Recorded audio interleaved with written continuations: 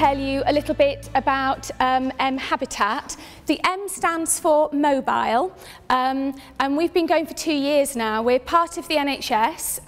We're hosted by Leeds and York Partnership NHS Foundation Trust, but we work with local authorities, third sector organisations and different parts of the NHS and universities. We're into co-design, being creative, people first, and helping people accessing services, helping health and care practitioners do digital well in a way that makes sense for them, helps improve people's outcomes and experiences, and helps services do things better. We got struck, I guess, that there were a lot of technology people wanting to do stuff with the NHS, but could not get their heads around the complexity of NHS and social care systems. And then lots of people within the NHS, such as yourselves and others, who really knew that it made sense to do something around the use of the internet, apps, digital tools, but just it was very hard to work out how to do it. There are so many barriers. So somebody referred to us as human middleware the other day. So we're sort of in the middle, trying to broker all the connections and collaborations. So as I said, we're very interested in people-centred co-design, always people at the centre. I think that's how you avoid going wrong, and I'm sure I'm completely preaching to the converted on that point. We're really interested in how you sort of mash up digital development processes with co-design processes, but also evidence and theory. And I'm not going to bang on about it today, but if you're interested in finding out more, then just give me a shout either later on today or another time. So my brief for the next hour is to help you have a think about the co-creation network and how you might share learning, stay connected, use online tools to really enhance and develop your communities of practice. We put out a survey through Lucy when you got your reminder, and thank you very much to the people who completed it. We got a 25% response rate, so not bad at all. I haven't put it on a slide, but let me tell you the amazing news. So of the 25% of respondents, you've all got smartphones. I'm guessing that probably applies to the wider group. 96% of the population at least has a mobile phone, bit less for smartphones. But less than 50% of you had a smartphone for work, so I think that's when it really starts dropping off. And I'm guessing that work barriers will be an issue when we get into some of the conversations shortly. Under 50% of you were able to access social networks through your work devices. But almost 80% of you were using Facebook, and just a little bit under that using Twitter. So there was quite high use of social networkings. We asked if you were enthusiastic, interested but cautious, opposed or didn't really care about social networks for professional development, which is very appropriate to this question. And just under 40% of you were enthusiastic and 55% interested but cautious. And that was pretty similar when we asked if you were interested in social networking in relation to patient outcomes and patient sort of peer support, that sort of thing. There was a small number of you that weren't particularly interested either way, so I'm particularly grateful to you for responding to the questionnaire when you weren't very interested in the topic anyway. So those are the results, and I'm going to ask you a little bit more anyway about social networks shortly. So there's a lot of co's that we've been talking about, and what we're going to do over the next sort of 50 minutes or so is think about how you can enable yourselves as networks to strengthen those networks and really sort of exploit and make the most of them, but also want you to be a little bit creative as well. So I know it's after lunch and I know you're all really hoping to have a little snooze, but I want you to use your imagination and to start using a bit of creativity as well.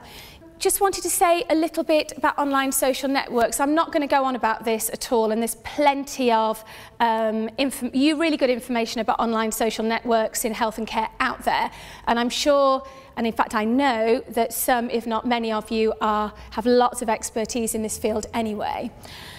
I guess what's interesting for you guys is that what online social networks enable is for you to connect across temporal, so across time boundaries, but also across geographical boundaries as well. So it's fantastic when you can come together in person, but is there something that online networks can add or offer that enable you to connect when you can't be in person, or to enhance your in-person connections? People tend to sort of get into a bit of a polarised one or the other, but for me I think it's very much, you know, you blend the online and offline, and that's what many of us do in our day-to-day lives anyway. Has anyone come across Dana Boyd, the writer? If you're interested, she's an American writer. If you're interested in children and young people in social networks, she's a really, really interesting academic. And these are her words here, and she talks about the particular affordances of online social networks, some of which we'll be really woo about, and some of them will make us a little bit worried as health and care practitioners as well. So the first thing is about persistence, that when we put something out there, you know, we let it go and it stays out there for the most part. Visibility, so the potential audience who can bear witness to what we create, what we put out there. Spreadability, the ease with which the content can be shared, so that can make us quite excited, or it can make us quite nervous, can't it, about putting something out there and never being able to get it back and it going out far and wide. And then searchability, the ability to be able to find content that interests us, that we want to know about. So just to get you warmed up after lunch, and I just want you to spend a couple of minutes, you've got some bits of paper on your table. And these are some definitions of people's degrees of enthusiasm for digital media, which comes from the Oxford Survey of Internet Cultures, which is very good if you want to read it. Have a look at those in pairs and just decide which category you most likely fit into. So you've just got a couple of minutes.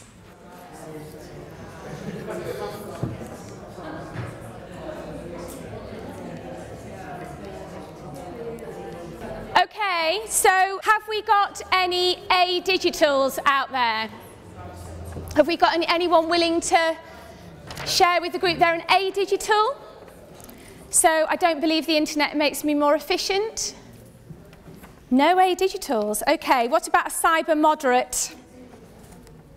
Got a few cyber moderates, 3 or 4 there. Okay, what about a techno-pragmatist?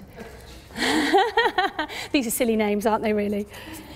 Any techno-pragmatists?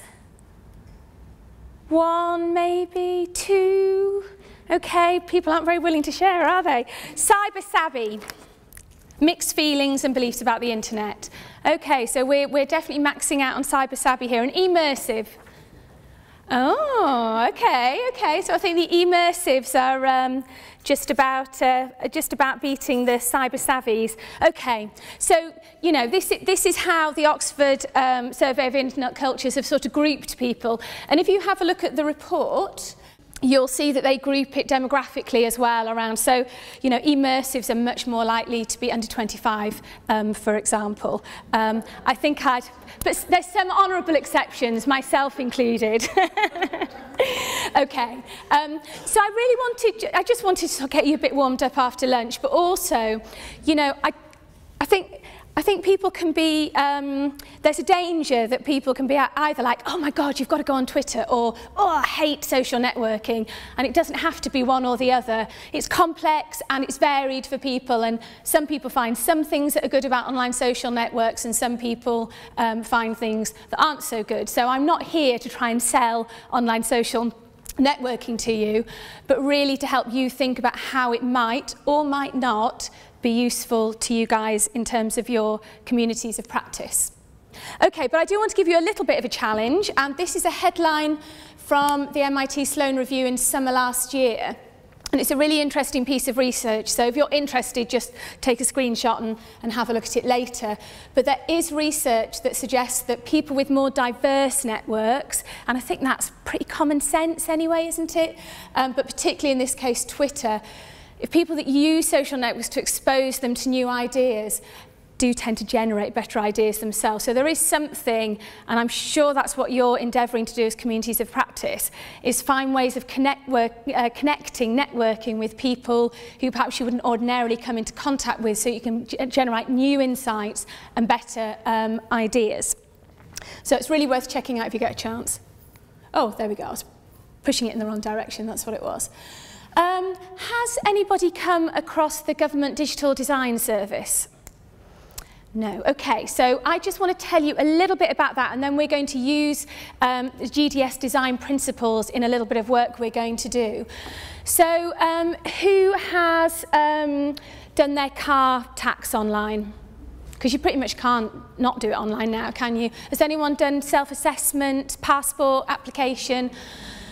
So you'll notice that they've really changed how you do that, and the Government Digital Design Service are a national body working across all the web services that national government provide to make them as simple and as intuitive as possible.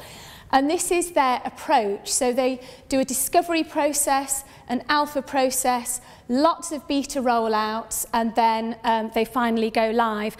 And this is a really nice way to do digital innovation.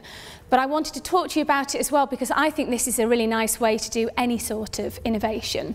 And I guess what makes it very different to old-style IT-type projects, and a little bit from me working in the NHS for many years, quite different to old-style consultation processes is, you don't go, right, we'll spend a month in a room developing a specification, we'll put it out, maybe we'll do a little bit of consultation, do you like ideas, yes or no, vote, then we'll give it to someone, they'll take it away, do something for 6 months, come back, here you go, finished. You might or might not like what they've done. This is very much about lots of iteration, lots of user testing, and loads of co-design, and really understanding the problem you're trying to solve right at the beginning. So I'm sure this is very familiar to you, and there are different words being used to describe it. But what I love about this is the iterative, fast-paced nature, and the fact that when you start in discovery, you have no idea where you're going to be in live, and you learn it through that sort of organic process. These are some of the design principles that I thought it might be useful for you to be thinking about when we do the next exercise. So always start with needs. If you think about all those online transactions you've done with government, it's all about doing less, isn't it? Really simple, really boiled down to make it as accessible as possible. Use data to design with, so draw on data, make it simple, iterate, build for inclusion, so they're always thinking about assisted digital. What about the people that might be excluded by this process? How can we include and help them? Always understanding context.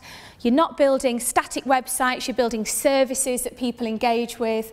And I love that. Be consistent, but not uniform, and make things open. So in the stuff that we build quite a few digital tools and services. Our default approach is to always build them open source, which means they're like little bits of Lego blocks that people can reuse and repurpose, and which we can publish on the web for anyone to use. And it's public money, so, you know, we're often using, so that feels like the right thing to do. So if you're interested in this GDS approach, they've got a big service design manual, and you can check it out on the website. On their website, just put in Government Digital Service Design Manual, and you'll see it all. And they create it all open source so people can see it. So I want us to just have a little bit of a play with two components of the discovery part of Government Digital Design Manual. And the first one is around user research. Are people familiar with creating personas? Okay, so some nods and some, whatever those are, shakes of heads around the room. So a persona is an imaginary person that you create that exemplifies the sort of person that might use, in this case, the co-creation Community of Practice website. And so with a persona, I've just done a really rubbish sort of outline here. You might do name, age, role, what they're most likely to say, create some, create them into a real person as much as you can, but also spend quite a bit of time thinking about what are the frustrations and the challenges that they're experiencing. Now, if you're going to use personas in other contexts, which I strongly advise you do, we always use personas. What's great about them when you're doing co-design processes is that when people are sitting around a table, particularly if it's a sensitive project, they don't have to say, oh, well, this is what happened to me. They can sort of put it into the persona, so it's just that little bit detached for people. So it's a really good way of getting user involvement, but it's a great way of people not getting too stuck in their own experience as well, because you're creating a composite persona of lots of different experiences. So you're all experts in being part of a community of practice, and I just want you to spend about 10 minutes in small groups with a bit of paper. I'm sure you can find some paper somewhere, doing a little stick person or something more lovely, and create your own persona, which is a composite of you guys. So think about who you are, what's important to you, but then I want you to think about the frustrations and challenges that you might be experiencing in terms of your online community, your community of practice in relation to this. So the frustration might be, I find it really hard to keep in touch with people in between sessions, or we have some great discussions here, but then all flakes away and we can't keep in touch because we're too busy. So bear this question in mind, but create a persona, and very quickly, you can't mess about, you've got to get into it really quickly so we haven't got lots of time, and then start to think about the frustrations and challenges they experience. Does that make sense? Okay, go.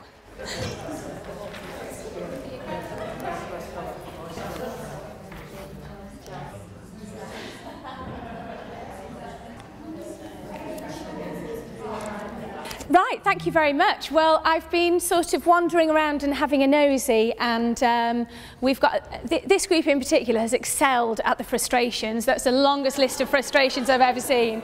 So, well done. And actually, you've all developed slightly different people, which is great. So if we were doing this sort of discovery process here, we'd be looking at what the literature might be telling us. We'd definitely be trying to gather data, look what data's telling us. So that might be demographic data. We'd be doing some ethnographic research, so spending time with the team or the service where we were thinking about a digital tool. We'd want to create really, really detailed evidence-based personas, and we might do that on the basis of surveys and interviews as well, and then we'd be running workshops. So in a way, you can't overdo the really understanding the problems and the challenges, because we tend to jump to solutions too quickly, don't we, in the NHS? I know that I've been guilty of that. So rather than jump straight to solution, really, really understand what the challenges are for the personas, the people that you've created. So I'm not going to weight it towards spending loads of time on the frustration, so I'm not obeying taking my own medicine, but we're going to move on to alpha. So when you create an alpha, what you do is you create a very simple prototype solution to what some of those frustrations and challenges might be. So what I want you to do, well, just hands up who's used the Co-Creation Network website. Okay, so quite a few people have been on it. Who regularly uses it? So much smaller group. So going on there once or twice is quite different to using it as a regular tool like you might do your email or telephone or something like that. So what I want you to do is slightly put to one side the Co-Creation Network website, because that might not be the answer to the frustrations and challenges that your persona is experiencing in relation to how do we keep this momentum going with the community of practice. So have that in mind, and the Co-Creation Network might be the solution, it might be part of the solution. Doing it better than it is now might be part of the solution, but it could be something completely different as well. I want you to create a prototype. Now, we haven't got loads of time, and I know there's all sticky stuff and nice things, but I'm guessing we haven't really got enough time to get stuck in with the glue. So for the purposes of the next sort of 15 minutes, could you maybe pick out one or two of those frustrations and start sort of work back from those and go, okay, this is the frustration, this is the broader sort of question we're trying to answer. What might be one or two solutions to this challenge or problem? Okay, so that's all I want you to do, is just to start thinking about and writing down and drawing, creating if you want to, what some of the solutions or the answers might be to the frustrations your persona is experiencing. Does that make sense? Okay, off you go.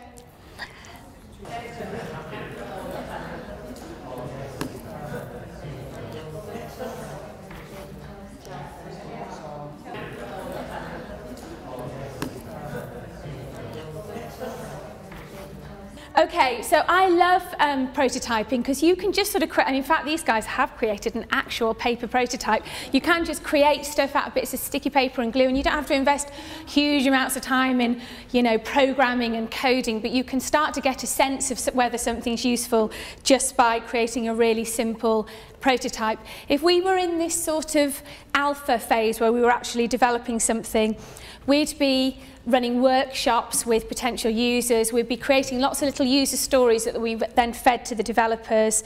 We'd be doing prioritization exercises to understand if something was doable, desirable, efficacious, and tons of user testing as well. So once we've developed something that's in an app, if it's an app for example, or in a website actually, sit on somebody's shoulder while they play with that app or website and get them to talk out loud their thought process, and you immediately start understanding, oh, they didn't understand that, that didn't work when they clicked there. So it's really hands-on and really practical, but a very, just a really nice way of working with people. And I'm sure it applies outside of a digital context. So popcorn feedback, and I'm going to be very stern about this, means one sentence, okay? Because we want to keep this really pacey, and I know it gets really tedious listening to tons of feedback, but I think it would just be really nice to get a flavour of your conversation. So what I want from each table, and apologies for not having given you warning for this, is one frustration in a sentence and one solution in a sentence, okay? So I'm going to go to that table first, sorry. So one frustration, as loud as you can so everyone can hear, and one solution. So one frustration, pop-up messages. So pop-up messages are a frustration. Yeah. And security warnings, and just detritus that gets in the way that stops you having a nice user experience. Okay, solution? Single sign-on, the panacea. Okay, single sign-on, great, thank you. Right, this table. One frustration. Frustrations that things are already existing but potentially not working. Okay, so stuff that already exists but isn't working how you want it to. Solution? Use our networking from today to try and re-energise. Oh, I like that. In control as well. So using your networks and your own enthusiasm to try and re-energise. Fabulous, thank you. Back table. Frustration? Selling the value of the time and committing to being part of the network. Okay, so that's a really interesting frustration. So selling the time of the value. And for me, it can only be sold if it is actually worth your while to put the time in. So putting time into something, whether it be digital or otherwise, has to give us enough back, or why would we bother in the first place? So that knowing exactly what it can do and making it do that thing as easily as possible is really important. Solution?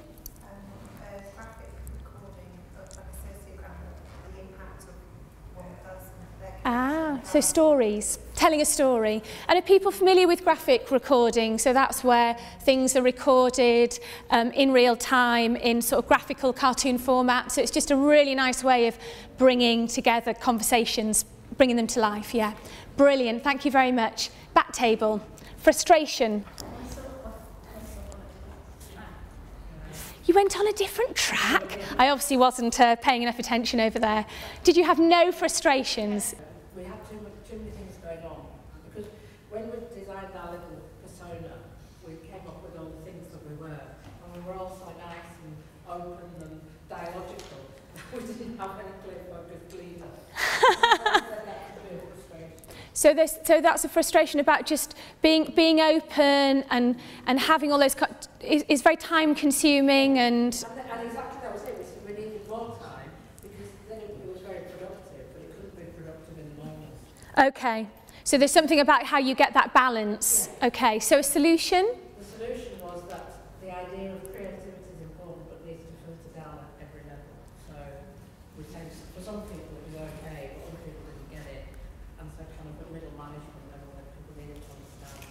And I sort of picked up you were having that conversation when I came in before lunch as well about how you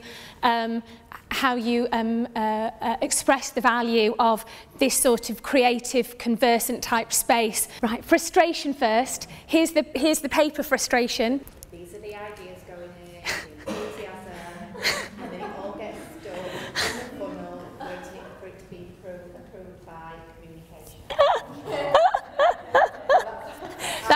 So what's your prototype solution? So our solution is on this launch pad, and the idea is to create a vertical platform where we have no hierarchy and people can just... Horizontal platform. Horizontal platform. All the ideas. It's just liberated from this structure of hierarchy. And to do this, we think that staff need education and training in social media. They need digital champions, perhaps across the organisation, who don't need to be particularly senior, but are just passionate about social media. And then perhaps a staff online network where people can practice in a safe space. There you go. That was a load of solutions to one problem. And there is something very tangible, isn't there, about having something in a bit of paper that sort of helps you graph. It's a bit like the graphic recording as well. So thank you very much for that. I only had one slide left anyway. Okay, so I guess the purpose of the session, just to sort of recap, was to give Lucy and colleagues some feedback on how the frustrations that you might be experiencing. If we could take away those bits of paper, that would be great. But also then to understand how you might already be using different types of social networking or online networks, or how we could improve the co-creation network website.